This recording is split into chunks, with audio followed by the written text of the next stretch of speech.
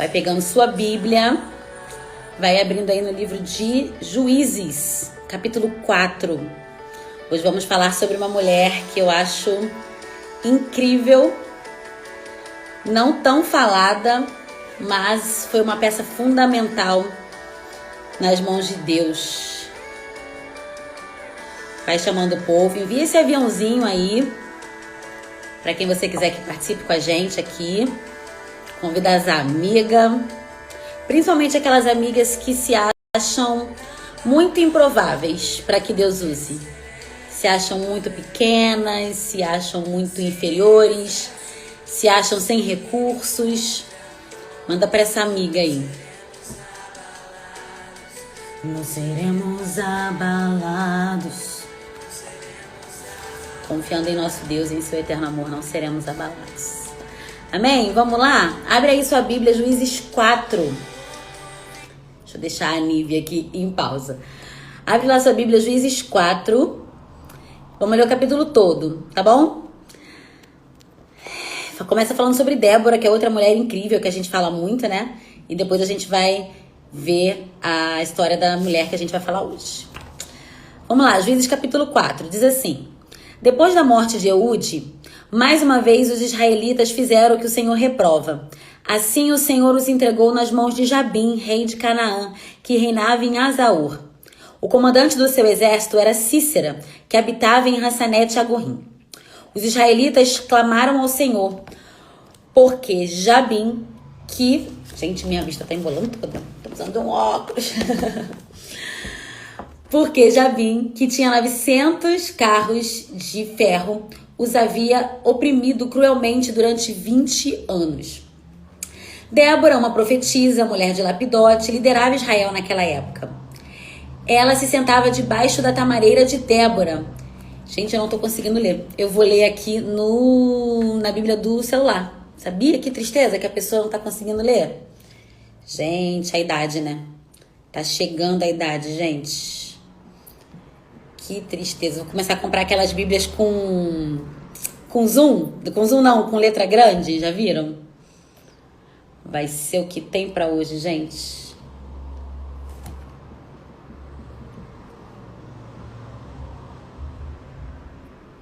Aí agora a Bíblia do celular também não tá querendo funcionar. Mas tudo bem. Ó vida.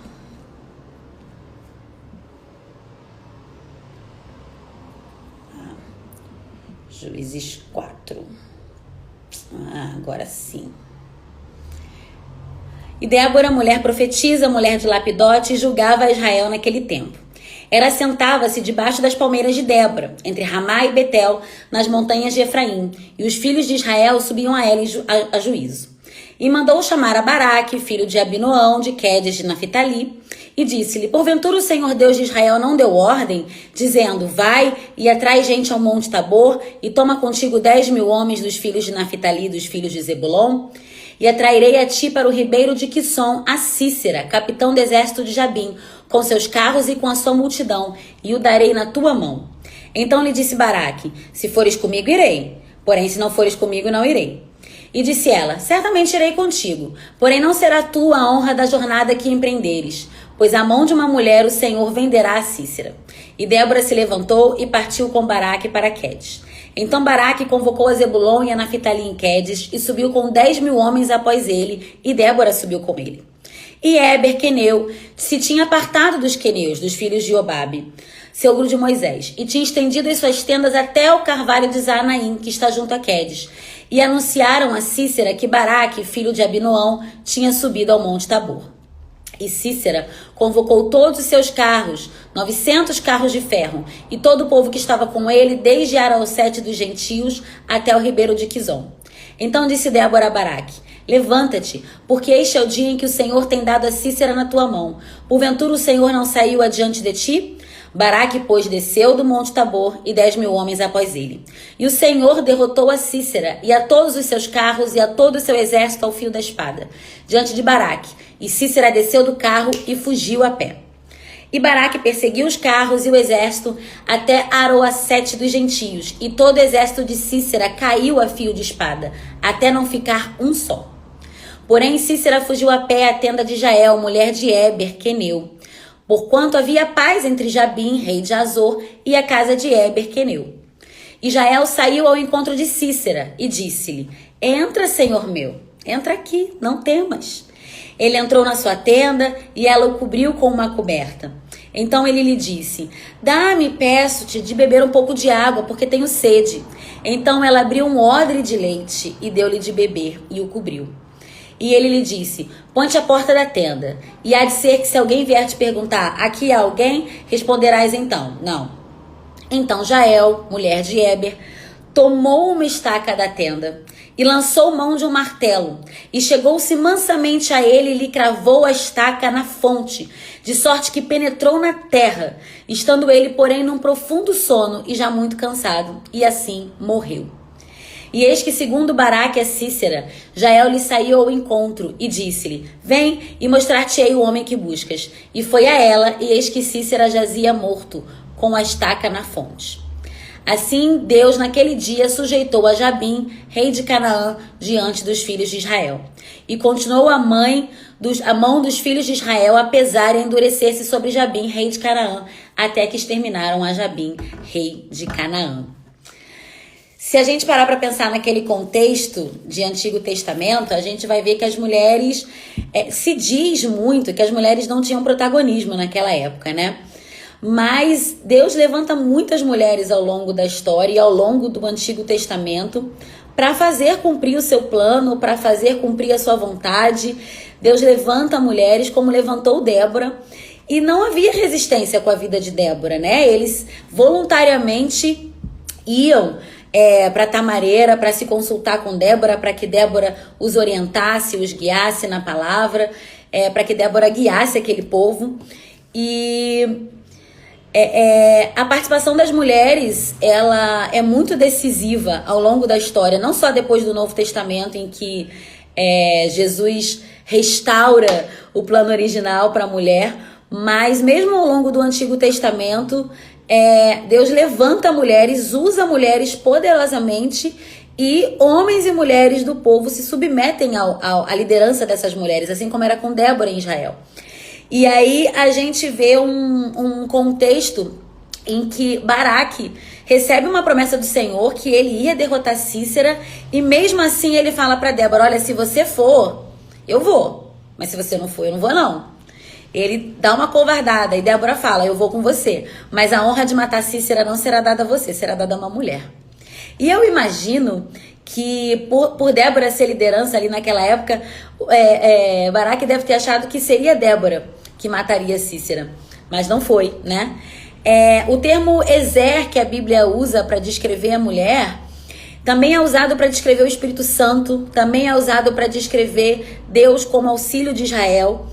Então, em nenhum momento, nessa relação de Deus como auxílio de Israel, o Espírito Santo como nosso ajudador, há uma relação de inferioridade. O Espírito Santo não é inferior a nós. Deus não é inferior a Israel. Assim como a mulher, que é ajudadora do homem, também não é inferior ao homem. Ela tem um lugar, uma posição dada por Deus, que não é de inferioridade, mas essa diferença entre homens e mulheres é de função. Não é de superioridade ou de inferioridade, né? A gente não vê ninguém interpretando que o Espírito Santo é menor do que a gente só porque ele é nosso ajudador, ou que Deus é menor do que Israel só porque ele é descrito como o auxílio de Israel, né? E muitas vezes, mesmo naquele contexto muito difícil, Deus levantou Débora. Naquele contexto em que era muito mais difícil do que hoje uma mulher se levantar, Deus levantou Débora. E que circunstâncias às vezes têm nos feito acreditar que Deus não vai nos levantar? Ou de que Deus não pode nos usar? Circunstâncias financeiras, circunstâncias de educação, circunstâncias do lugar onde você mora, circunstâncias do que você julga que você não tem capacidade para fazer. Mas quando Deus quer levantar alguém, ele não depende das circunstâncias, ele levanta. Quando Deus quer levantar alguém, quando Deus quer usar alguém, ele usa, ele levanta, ele não depende das circunstâncias. Então não coloque as suas circunstâncias como empecilho para que Deus te levante para ser usada por Deus, né? Se a gente pensar em todas as pessoas que deram desculpas para não serem usadas por Deus, não adiantou nada, né? Quando Deus levanta Moisés, e Moisés começa a dizer: não, mas eu não sei falar, eu sou gago, né? Eu não tenho jeito para isso, não. Será que ele achou que ia pegar Deus de surpresa? Aí Deus falou, ih, rapaz, pois é, esqueci que tu era gago. Deixa que eu vou escolher outra pessoa. Não tem isso, né? Deus sabe de todas as nossas circunstâncias, Deus sabe de todas as nossas limitações, mas nada disso impede que ele nos use, porque não é sobre nós, é sobre ele.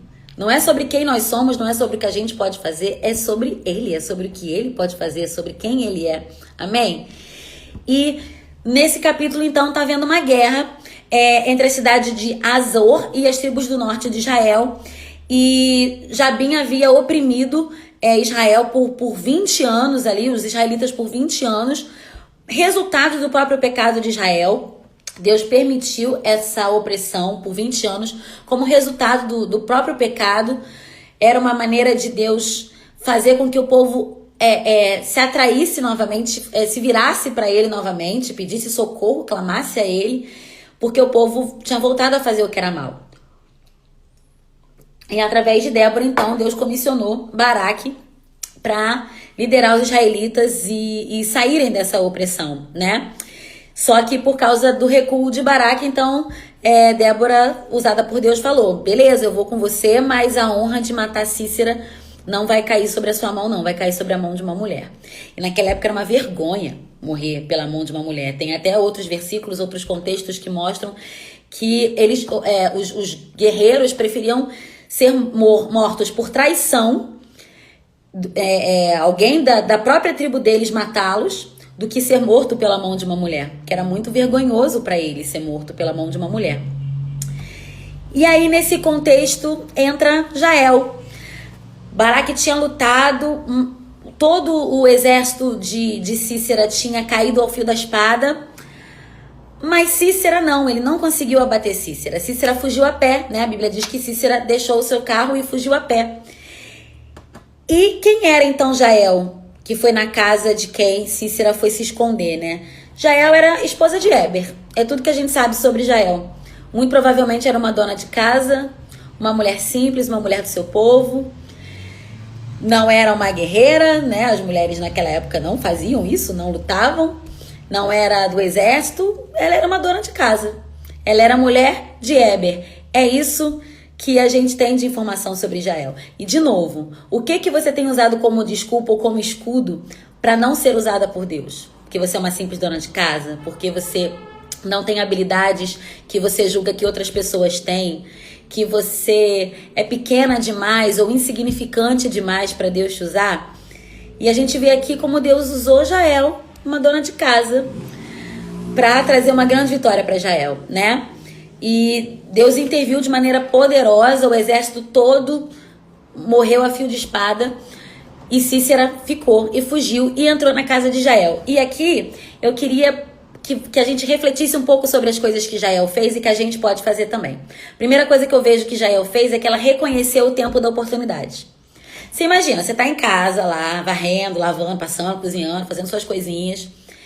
E de repente entra um general de guerra sanguinário, que era um homem sanguinário, fugindo de um massacre, porque todo mundo morreu a fio de espada, só ficou ele, só sobreviveu ele. Fugindo de um massacre, um homem sanguinário, fugindo de uma guerra, correndo, entra na sua casa. Ela podia ter ficado com medo, e eu super acredito que ela deve ter ficado com medo, né? Porque não tem como você não ficar com medo numa situação dessa, né? Mas ela reconheceu ali o tempo de uma oportunidade. Jael não era judia. Jael não era do povo de Israel. Mas Jael tinha ouvido falar no Deus de Israel. Tinha ouvido falar de como o Deus de Israel era poderoso. E começou a crer no povo de Israel. Mais uma circunstância aí contra ela, né? Para ser usada por Deus. Contra, entre aspas. E ali ela reconheceu o tempo da oportunidade. Ela não, por mais que ela possa ter sentido medo, eu acredito que ela tenha sentido medo sim, porque numa situação dessa não tem como não sentir medo, ela não gritou e chamou pelo marido, socorro, entrou um homem aqui na minha casa. Ela não fez isso. Ela não fez escândalo, ela não tentou lutar de igual para igual com ele, ela não correu, ela se controlou. Ela reconheceu o tempo da oportunidade. Eu acredito que ela deve ter pensado, Senhor, é agora. O Senhor tá entregando esse homem na minha mão. O que esse homem tá fazendo aqui, na minha casa?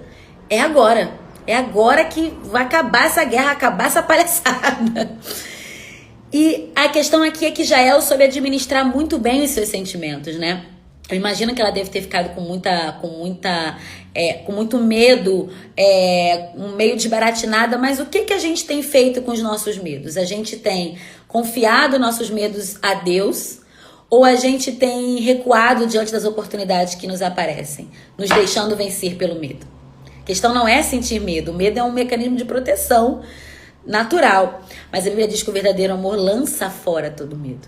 Então, quando você coloca os seus medos diante do Senhor, reconhecendo que não é na sua força, que não é no seu braço, que não é na sua inteligência, que não é no seu talento, que não é no seu jeitinho brasileiro, é a força do Senhor sobre você, você vai com medo mesmo. Você vai com medo mesmo. O medo não te paralisa, o medo não te domina. Ele te dá um senso de prudência, mas ele não te paralisa, ele não te impede. Você avança apesar do medo. E a gente aprende aqui com Jael que Jael não se intimidou. Ela não deixou a oportunidade passar por medo de não dar conta.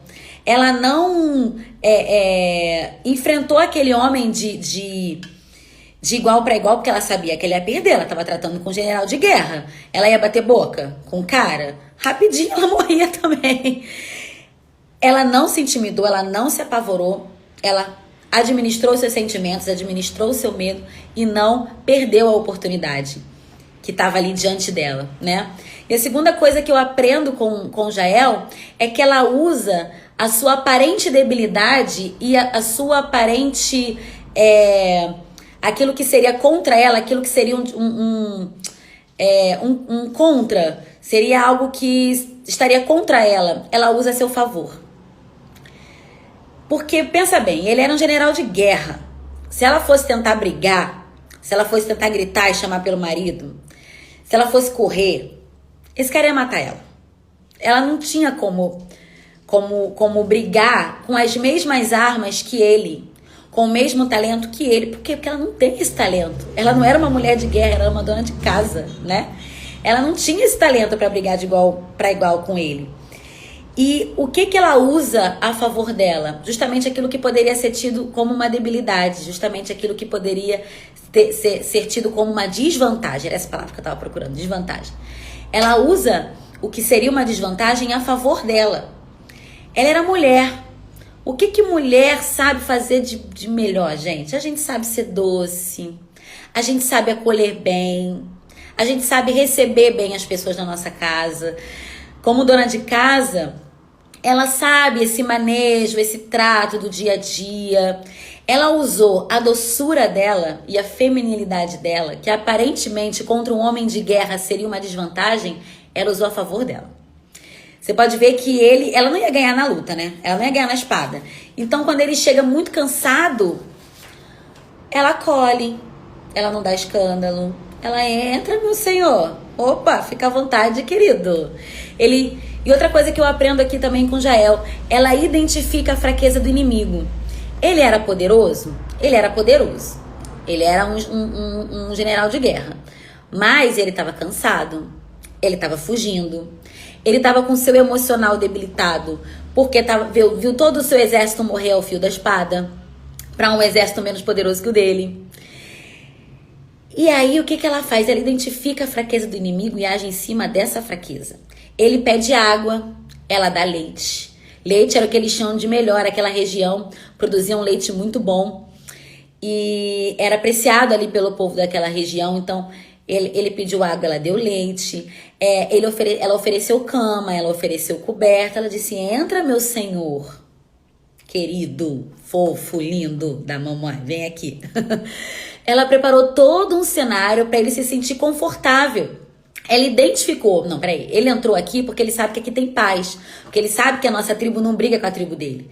Então, eu vou usar isso contra ele. Ela foi ganhando a confiança dele. Ele pediu água, ela deu leite, já deu mais do que foi pedido. Ela preparou um lugar para ele descansar. Ela foi ganhando a confiança dele. Deus foi dando estratégias para ela. E hoje a gente não tem inimigos, pessoas, né? As pessoas não são nossos inimigos. Por mais que muitas vezes o inimigo use pessoas para se levantar contra nós, A gente tem a clareza hoje de que nossa luta não é contra a carne ou sangue, mas contra principados e potestades.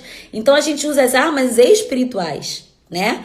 O diabo não se importa se você fica estressadinha, se você fica nervosinha, se você sabe, como é que você está lidando com as emoções diante do seu ataque, diante do ataque que você está sofrendo.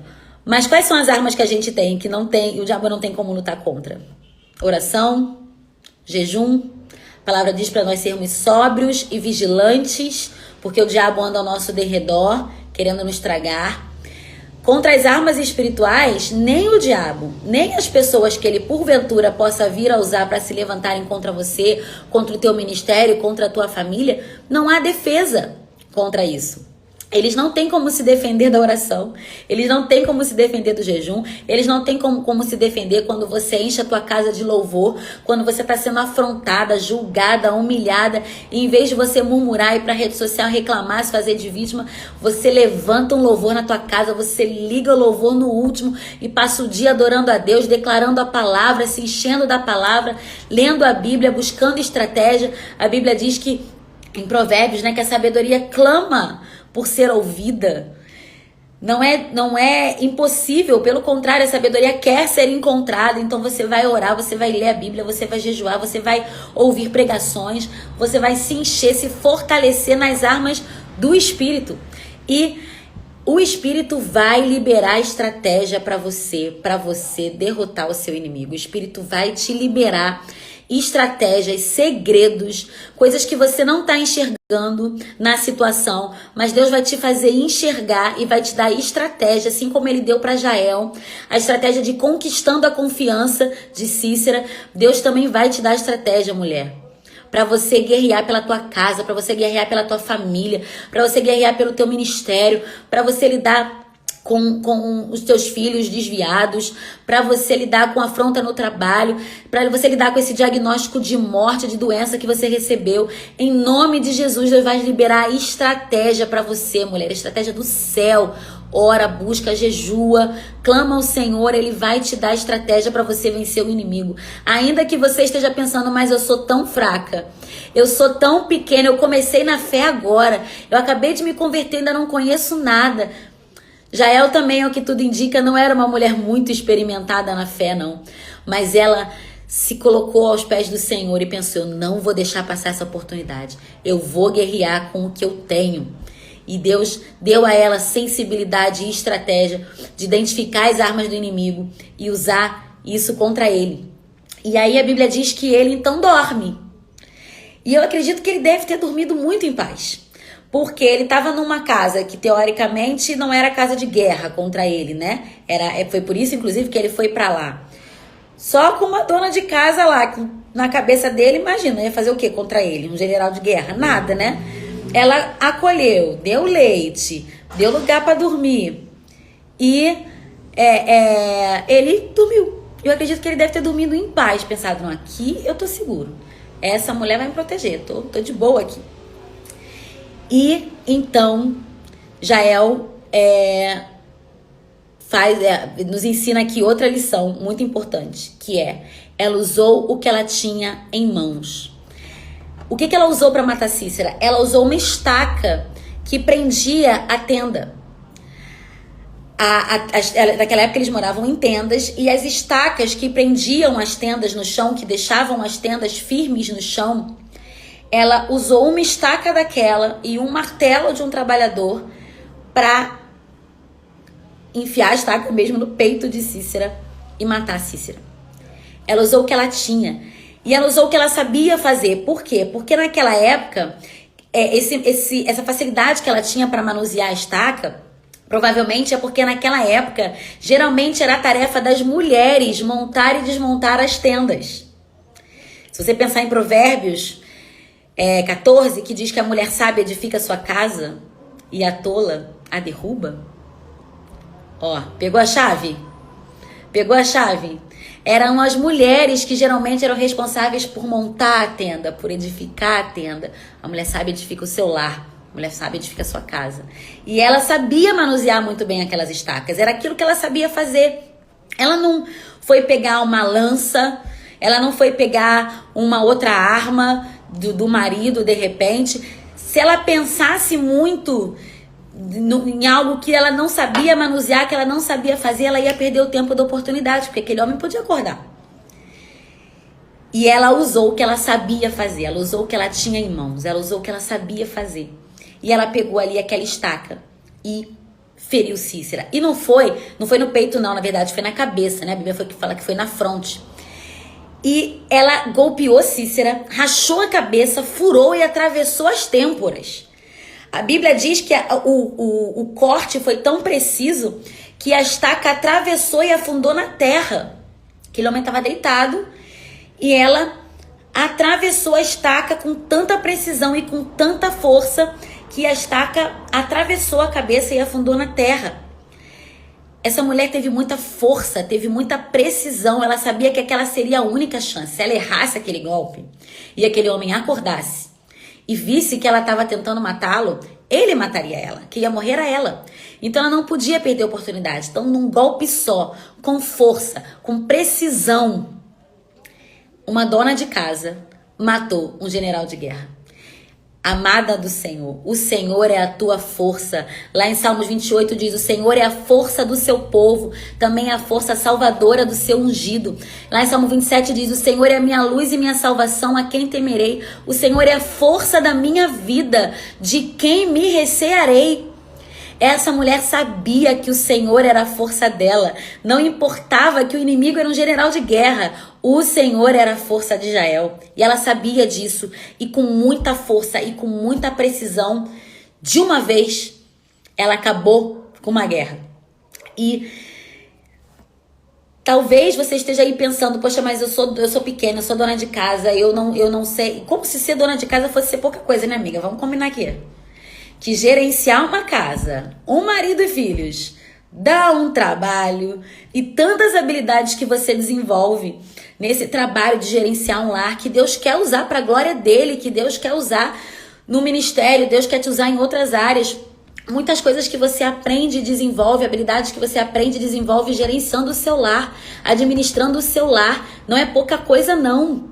Nas mãos de Deus é muita coisa. E se a gente parar para pensar, a Bíblia está cheia de improváveis, cheia de pessoas que não tinham capacidade de fazer o que fizeram. Moisés era gago, sem jeito para falar, e liderou o povo de Israel para a libertação. Sara, uma senhora de 90 anos, quando deu à luz a Isaac, quando deu à luz uma promessa, e amamentou. Porque a Bíblia diz que teve festa no desmame de Isaac, ela gerou e amamentou uma promessa.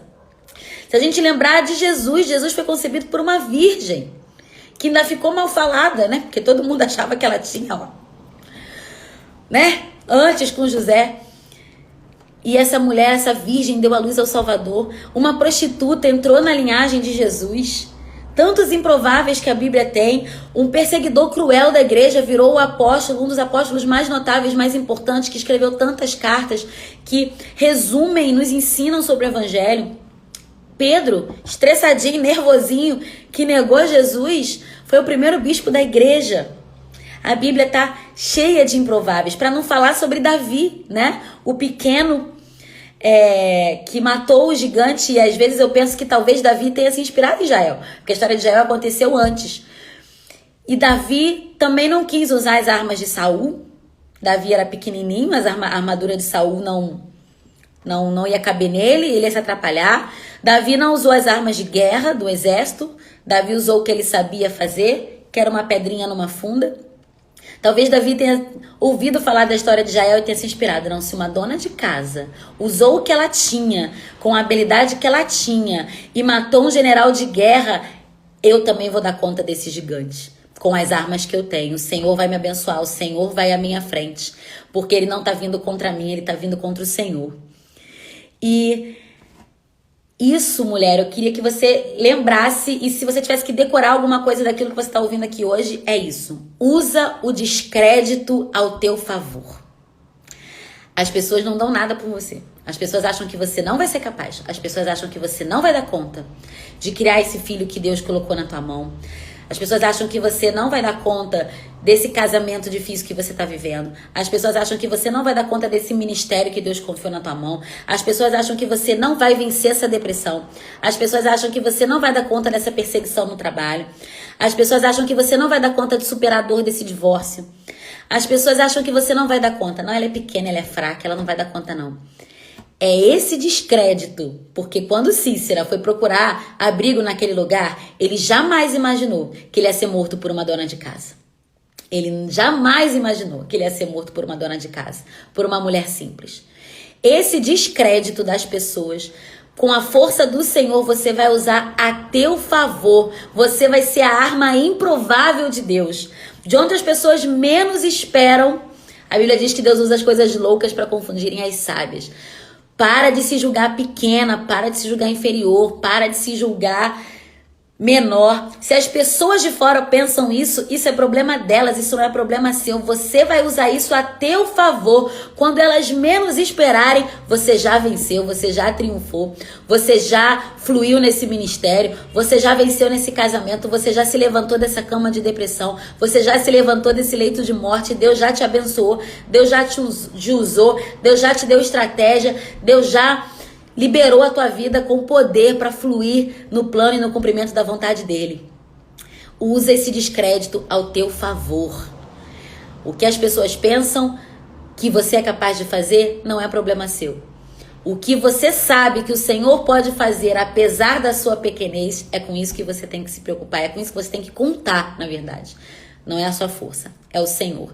As habilidades que eu tenho, que eu já sei, que o Senhor já me deu, que o Senhor já me colocou, eu não preciso ter a habilidade das outras pessoas. Com as habilidades que o Senhor me deu, com as habilidades que o Senhor me confiou, eu vou, na força dele, cumprir tudo aquilo que ele tem pra mim. Amém? Jael não se preocupou com o que as pessoas pensariam dela. Talvez as pessoas olhassem para ela e depois pensassem, gente, que mulher louca. Por que ela não chamou o marido? Por que ela não correu? Por que ela não fugiu? Olha que sangue aqui. Que massacre. Um cara com uma estaca enfiada na testa no meio da sala. Deve ter sujado o tapete, ter feito a sujeira danada, aquele sangue escorrendo. Ela não se preocupou com nada disso. Ela se preocupou em não perder a oportunidade. Se entregar na força do Senhor. Fazer o que ela sabia fazer com aquilo que ela tinha em mãos. E assim ela ajudou o povo de Deus. E duas mulheres, Débora e Jael, cada uma a seu tempo, fazendo da sua forma, deram uma vitória que trouxe paz ao povo de Israel por mais 40 anos. Jael combinou coragem e sabedoria. Às vezes a gente é muito corajosa, né, mulherada? Às vezes a gente é muito corajosa. Não, pode deixar que eu faço, pode deixar que eu resolvo. Mas não tem sabedoria. Às vezes a gente tem muita sabedoria, mas nos falta coragem para ir em frente e colocar essa sabedoria adiante, colocar essa sabedoria para frente. Em função daquilo que Deus tem para nós. E com Jael, a gente aprende a combinar essas duas habilidades. A coragem com a sabedoria. Ela não perdeu a oportunidade. Ela não deixou o medo travar. Ela se encheu de coragem. Ela esperou o momento certo. Agiu com sabedoria, agiu com firmeza, agiu com coragem. E Deus a usou para entregar para matar esse rei e para trazer paz para o povo de Israel por 40 anos. Eu quero terminar essa live orando por vocês, orando por nós, porque não apenas para as guerras, aqui a gente está falando de um contexto de guerra, mas a gente enfrenta tanta guerra espiritual no nosso dia a dia, tanta luta, tanta afronta do inferno, tantas pessoas que às vezes o diabo levanta para nos desanimar, para nos limitar, para nos fazer achar que Deus nos abandonou. E com essas duas armas que Jael usou, coragem e sabedoria, eu creio que Deus também vai nos abençoar com coragem e com sabedoria, para que a gente enfrente. Tem homem recebendo aí? Tem sim, Vitor. Pode sim. Coragem e sabedoria é para todo mundo, né? E Deus vai nos abençoar e nos dar estratégias, nos revelar estratégias para que a gente vença na força do Senhor. Amém? Feche seus olhos, vamos orar? Senhor, em nome de Jesus, nós te agradecemos pela tua palavra, Senhor. Nós te agradecemos, Deus, porque na tua palavra nós encontramos encorajamento, nós encontramos consolo, nós encontramos exemplos, Senhor, negativos de pessoas que não te obedeceram, de pessoas que recuaram e as consequências disso. Mas também nós encontramos, Senhor, pessoas que se posicionaram em ti, pessoas que creram na tua força, no teu poder, na tua palavra. Senhor, pessoas que acreditaram naquilo que o Senhor entregou, confiou a elas. Senhor, em nome de Jesus nós oramos, Senhor, nós rejeitamos todo espírito de medo, nós rejeitamos todo espírito de intimidação. Senhor, toda voz do inferno que tenta dizer que somos pequenos, que somos falhos, que não somos capazes, Senhor, nós sabemos que somos falhos, nós sabemos que somos pequenos, mas sabemos também em quem temos crido, sabemos também quem nos chamou, sabemos que não é sobre nós, é sobre o Senhor, é sobre quem o Senhor é sobre o teu poder, é sobre o teu fluir, é sobre a tua unção. Quando o Senhor decide levantar alguém, não há circunstâncias que podem impedir, não há circunstâncias culturais, não há circunstâncias de educação, não há diagnósticos, não há circunstâncias momentâneas nem permanentes, não há nada que impeça o teu agir quando o Senhor decide levantar alguém. Senhor, em nome de Jesus nós te pedimos, Senhor, nos ensina através da vida de Jael, Senhor, como combinar coragem e sabedoria.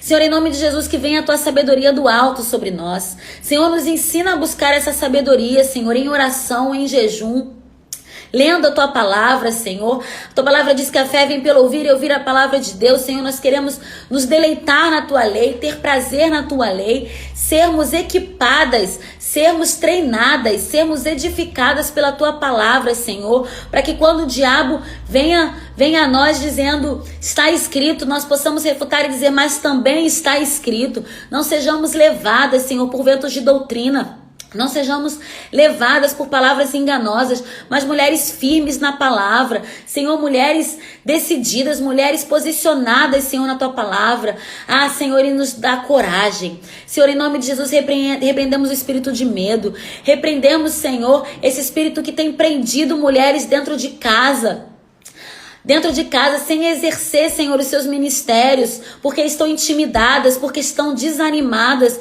porque estão amedrontadas. Senhor, declaramos uma unção de ousadia, Senhor, uma unção de coragem. Senhor, liberta essas mulheres nessa noite, que caiam esses grilhões, que prendem essas mulheres, Senhor, que as fazem ter medo do que os outros vão pensar, que as fazem ter medo do que os outros vão achar. Senhor, que como Neemias, diante da acusação, da afronta de Sambalate e Tobias, ele diz, não posso descer para me explicar, eu estou fazendo uma grande obra e eu não posso parar. Senhor, em nome de Jesus, nos abençoa. Senhor, revela estratégias para essas mulheres no secreto.